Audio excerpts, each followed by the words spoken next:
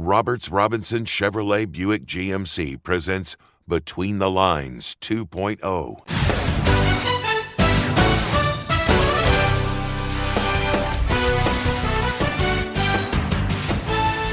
Well, we normally call this Between the Lines 2.0, and it's for patrons only, but not on this Thursday, as Kansas is playing in the Big 12 tournament against West Virginia without head coach Bill Self, who becomes the third coach in this league that a major story has developed around just the week of the Big 12 tournament. Danny Klingskill joins us each week on Between the Lines 2.0 for the Patrons podcast, and he joins us now to talk about, first of all, Bill Self and how we wish him well and hope that he has great health. It sounds like, according to the press release from the university, that Bill Self is doing well. He's receiving great treatment. There are multiple reports that this was a heart attack, and he has obviously survived that and is doing well in the hospital. That, first and foremost, is the good news that everybody wants to hear.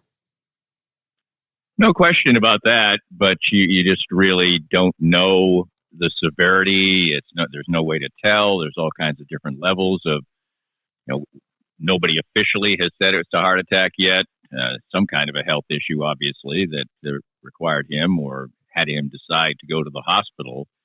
So we're just in the very earliest stages of finding out what's going on. So it's really impossible to tell, except for the fact that he went into the hospital and he survived. That's about the only two things you can say with any certainty at this point in time. It could be something that was really severe. It could be something that was not even a heart attack, that it was some kind of an indigestion or serious stomach issue that felt like a heart attack. Many people are saying that it was a heart attack, and they probably have some sources to. But in this world, people will rush to put something out with maybe only the barest scraps of information. There's just no way to tell what's going on. That's except true. For the fact that, as I said, the only real certainty we know is that Bill Self has been admitted to the hospital and that he's still alive. Yep. Those are the only two things we really know. So he's not coaching, and KU says he's doing well. The release says he's doing well, so we believe that. We believe all that adds up. And, if this is a heart condition, we're not going to play doctor here, but I was talking to a friend earlier today when we heard this. I mean, there's nothing across the health spectrum that can vary more widely than a heart attack. You can go from It's almost nothing to dying instantly when something occurs. I mean, the spectrum on these is crazy. I mean, and we've seen this in coaching before. Bob Huggins, West Virginia's coach, coaching against Kansas today, has had heart issues, I don't know if they call it a pacemaker anymore, but he had a stimulator on his heart. He went down on the court one time with his heart issues. Andy Reid was taken to the hospital after a game last year, not 2022, 2021, with what was described as heart issues. He went to the hospital and was treated. I can't sit here and rattle off every coach I've ever heard, but I think most people would equate the adrenaline, the excitement, the stress of high-level coaching with being more difficult than most professions, at least for things like blood pressure, heart rate, heart attacks, things like that. I'm not trying to lump anybody in a category, but this doesn't sound really rare for this type of stuff to happen to coaches, for sure. Well, it certainly is a high-stress profession. There's no question about that. I think football coaches, for instance, probably put themselves under more duress than they need to with all the technology that they have at their disposal now. They still work these incredibly long hours that we've heard about forever and a day. And I've said this a lot. Over the past 2 decades, their job really should have gotten a lot easier, because instead of sitting there watching game film of a whole game or even a quarter or whatever, they can really just get cut-ups of anything they want, which should save them hours and hours and hours, but they kind of don't let themselves do that. You were referencing basketball coaches there. We remember that throughout his career, Roy Williams used to have those, whatever he called, feigning spells, or he'd have to sort of just sit there and hold his head for a while and wait for it to pass. And that was never really explained specifically. For basketball coaches, and I guess for all coaches in college now, but let's just stick to basketball coaches, their job has probably never been more stressful, because they used to have really, time-consuming recruiting to do, and now that's only become more time-consuming because they're re-recruiting their own players and other people's players and transfers and everything else, and then they have to deal with NIL, and they're the people who would go before groups of people and try to get their money.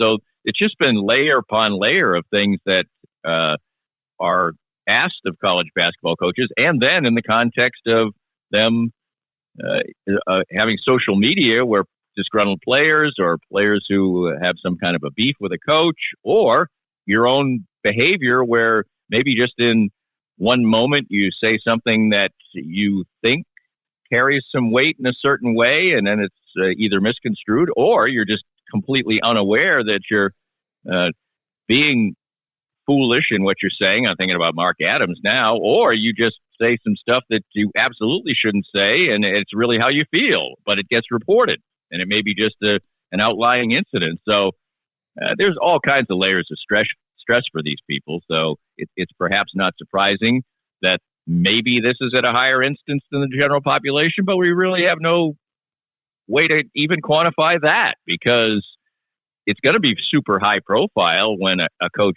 has something like this happen. And we're not going to sit there and talk about, good news where, hey, every single coach in the country except for these two is healthy today. I mean, that's not a story.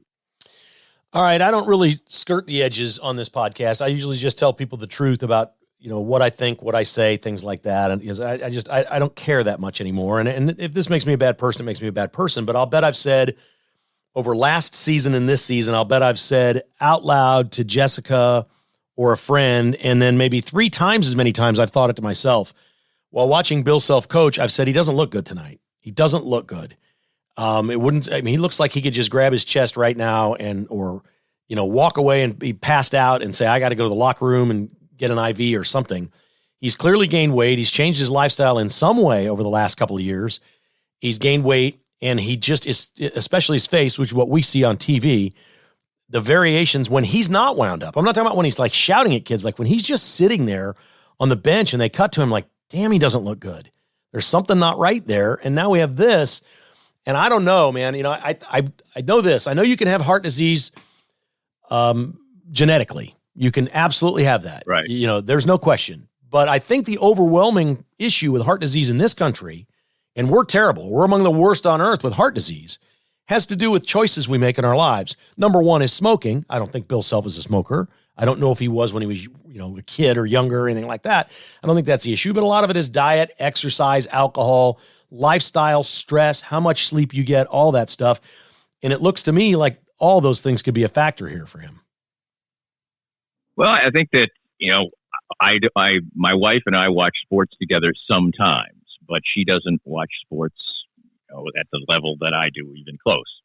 And she has said over the last couple of years, Bill Self doesn't look great to her. Now, great to her. He could be living the same exact lifestyle he has lived for 3 decades, but as you get older, maybe you can't handle the same kind of lifestyle. And it's obvious that he has gained some weight and his face looks kind of puffy, whatever reason that is. That can just be age or whatever. He's always kind of been a red-faced guy in some regards. So, we're sitting here just sort of, whistling past the graveyard. That's not the right way to say it, but right. You're just speculating in ways that you because we don't have that much information. And what we do know is that he looks heavier. He looks red-faced, maybe more than he used to. His face looks, puffier, or whatever you have to say. And we were talking about this before we went on. Andy Reid is certainly far heavier than Bill Self, or far more overweight, whatever way you want to put it.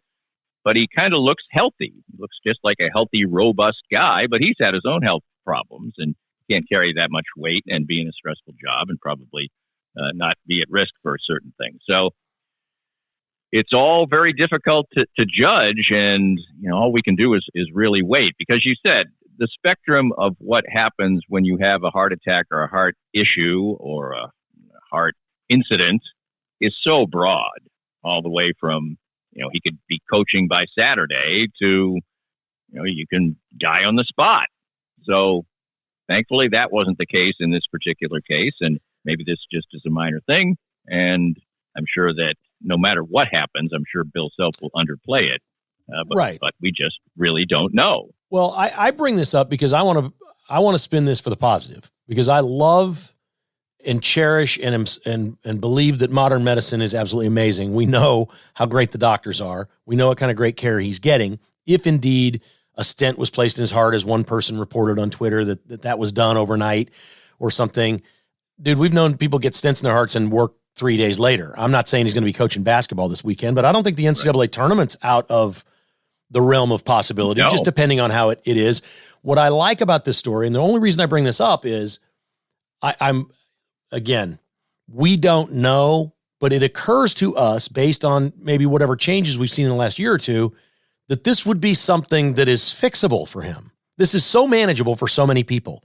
When they get a scare in their life, when something happens and they change diet or exercise or stress level or just the way they do things, people change. And I got to think there's something that he was doing that led to at least contributing to this. He may be genetically, there may be a lot of heart disease in his family as well. There's no way to know. But I firmly believe with people that get, there's just a lot of people, Danny, that get a warning with a heart thing. They spend a couple days in the hospital. I've had this happen to friends, and they change their lifestyle and they lose 50 pounds, and all of a sudden they feel better than they've ever felt, and they get on Lipitor or whatever some of the other medicine are for blood pressure or whatever, and they're like, I haven't felt this good in 20 years. I think that's the way this ends. I'm going to bet a year from now, Bill Self's as healthy as he's been since he was playing college basketball. Well, in the context of this, you can look at it both ways. I think that, Bob Huggins, for instance, we talked about that a little bit. And I get the feeling that Bob Huggins hasn't changed his lifestyle much at all. Well, let me help you there. Okay. He certainly eats a lot.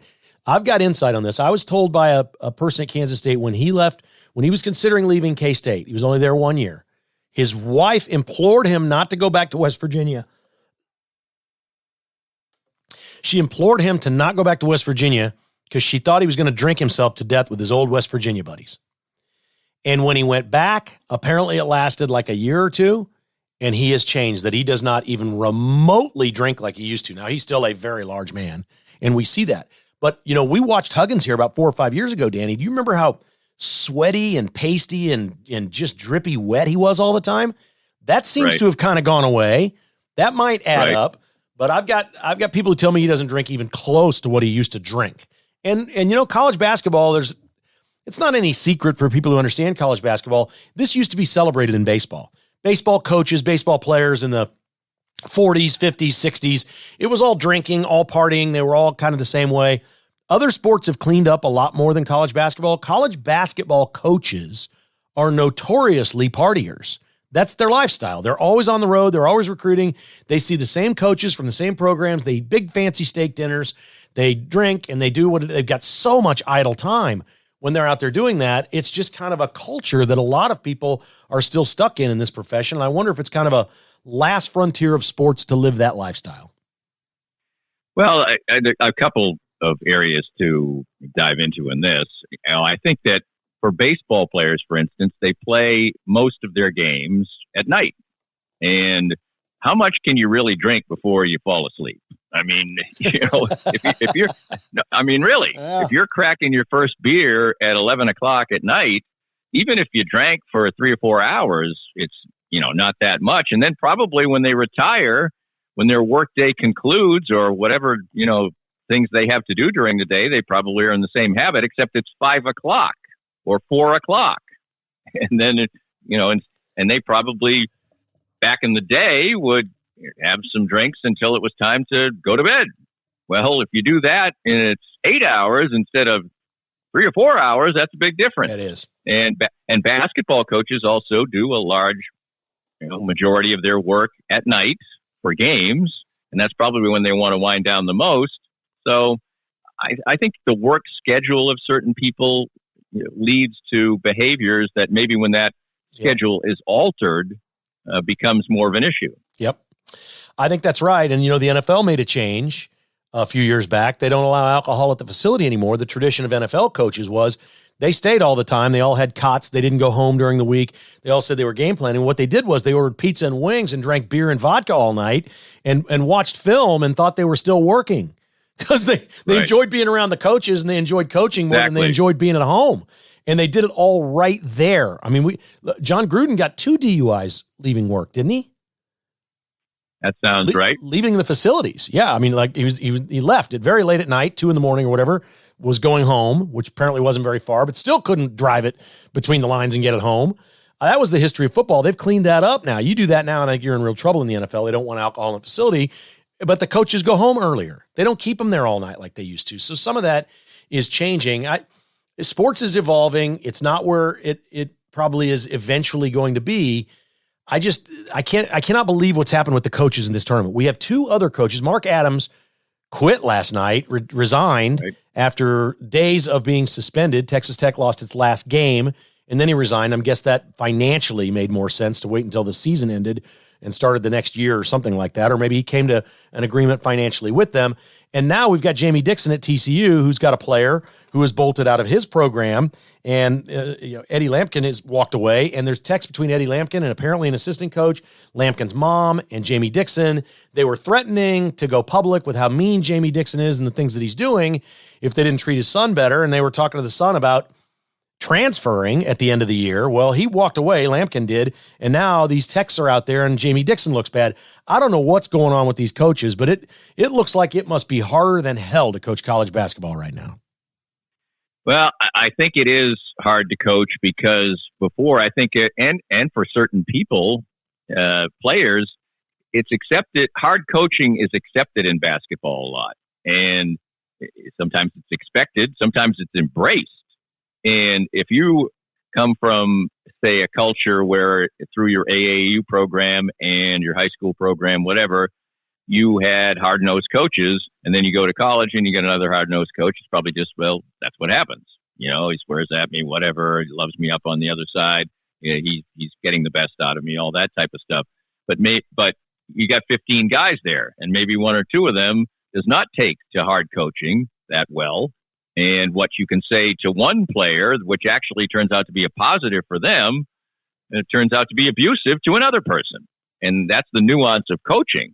I mean, we've known through the years all along, how many players have we heard from KU who absolutely love and talking at incredibly glowing terms about Roy Williams or Bill Self. But let's just talk about Roy Williams here, but are open about the fact that everybody was throwing up in garbage cans all the time because of the hard work and stress that they put on you in a practice situation. So, and Bill Self, everybody knows that Bill Self coaches hard. Some people, but we've never really seen anybody go public with the fact that they're disenchanted with that. Maybe they just left and kept quiet. So culture's different though now. I mean, all those things that we saw from Lampkin were on Instagram. So, I mean, we just see people there. Younger people, and Instagram is really more their vehicle than Facebook and things like that.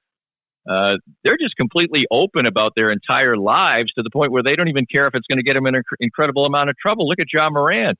I mean, the guy was, clearly inebriated or something, or who knows, but he put out a video of him, flashing a gun when you have to know that that's going to cause problems. But that's just part of the way they live, is that their phone makes their life an open book, and that's the way they want it. Yeah. And I got a couple observances, and I'm not an expert on what happened with Mark Adams. It's my understanding he was trying to quote something from the Bible in a verse or something that referenced slaves, and you right. And I don't know if he's a good man, a good Christian, doesn't have anything bad in his heart, and this is overblown, or if wow, he is, pretty extreme and this is exactly what he was trying to convey. We don't know that. There's no way to know that. It clearly was a little bit up in the air as to what really happened. And he didn't apologize. No, he's not going to apologize. I think he values the Bible probably over anything else, and that's where this came from. And I'm no expert on the Bible. I'm not even going to go there. But now we're seeing it with Jamie Dixon, and I read these things that were on Instagram, or these tweets or texts or back and forth on Instagram and things. And the first thing that comes to my mind, and I've admitted already on my other podcast, I'm old school, Danny. I'm really old school. Like whining, pissy, bitchy players is nothing new. That's not generational. That's not new. Okay? Going public with it, taking your problems elsewhere instead of dealing with them is relatively new. And so that's one observance is. The other one is, we have a situation here, generally speaking, where if it is a black athlete complaining about a white coach, they are always guilty until proven innocent. And I don't think we can allow this to continue because I don't know enough about it. And I don't know enough. I'm not on the inside. I'm not playing. But when we keep seeing black players and white coaches, the white coaches always lose. And these players have all the power now. They have NIL money. They have unfettered free agency. And I think the power is shifting in college basketball, not as fast in football, but in college basketball, it is shifting the power away from the coaches and to the players. And we're sitting here right in the Big 12. We got two coaches that are, one is already out. The other could be out by next week. We don't know what's going to happen with Jamie Dixon. But again, we just can't rush to conclusion on these things. And we can't label people just outright racist. I find it hard to believe that Jamie Dixon is a racist at heart, has been his whole life, and he's coached this long. I find that hard to believe. Well, I find it hard to believe, too. However, there's a lot of nuance in all kinds of areas of life. And maybe a person is not racist per se, that they dislike black people, but they may just intrinsically treat white and black players differently because they think of them differently. That they maybe generally think of, and also these coaches who are coaching at the highest level in college basketball, they have a huge amount of players from really difficult backgrounds. And, whether they for the most part, they're black, but it just so happens that they're black and they come from, broken homes and nobody, parents around and, violence and brothers getting shot and living in areas where crime is a everyday part of the world. And they're just different. I mean, I think anybody who would be raised in those type of situations would be different. And maybe a coach isn't racist per se, but but in his mind, he's looking at a white kid and thinking, well, he's from a stable home and his life was fine and simple. Now, maybe that's not even the case, but it probably is in his purview that would be the case. This is, for all the wrong reasons, one of the craziest Big 12 tournaments and starts to a tournament I can ever remember, Danny. I'm speechless. I can't even believe this. We got 10 teams in this league and 3 major coaching stories before we've even gotten to the final 8 teams teeing it up. This is just unbelievable. I can't believe this. I just can't believe it. How does all this happen at once? Pretty amazing. And, for a variety of different reasons. And, and Bill Self, he's probably the one who's got the best situation because this is just related to his own health. But the other two, it affects other people. And of course, Bill Self's health affects other people. And whatever storyline you're going to want to have for today's, for the games today is, playing for Bill Self, or we wanted to play for coach, or if they lose, we were distracted.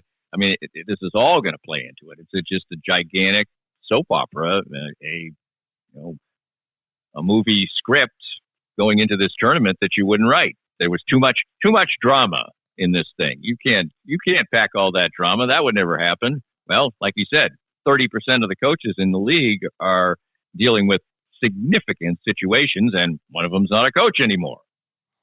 Well, we wish the best to Bill Self and his entire family. Sure. We hope he is well and he gets better. I've got just from the initial reports and the way the Kansas release looked, I've got a feeling he's going to be good here. They say he's doing well and he's receiving excellent care. So we wish the very best. We do not know the severity of what happened with him, but we wish certainly the very best. And I guess we'll all cross our fingers and hope that he does so well. He gets back to coaching at some point here in March and gets back out on the court. That would be best case scenario for all involved. And we wish him whatever he wants to do or however he wants to do it. We wish the very best to him and his family. I think you'd echo that as well.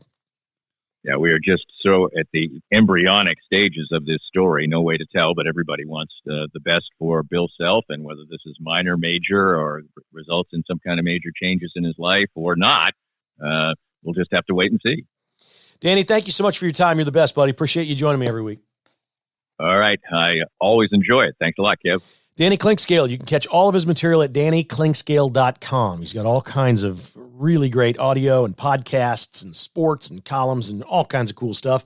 DannyClinkscale.com is the website to get more of everything that Danny does. We call this Between the Lines 2.0, and typically it's a patron podcast, but on this very special day at the start of, well, we do have March Madness by definition. This is all madness that we're dealing with. Yeah. We do have March Madness, and we thought we'd put it up for you here at Kevin Kietzman Has Issues.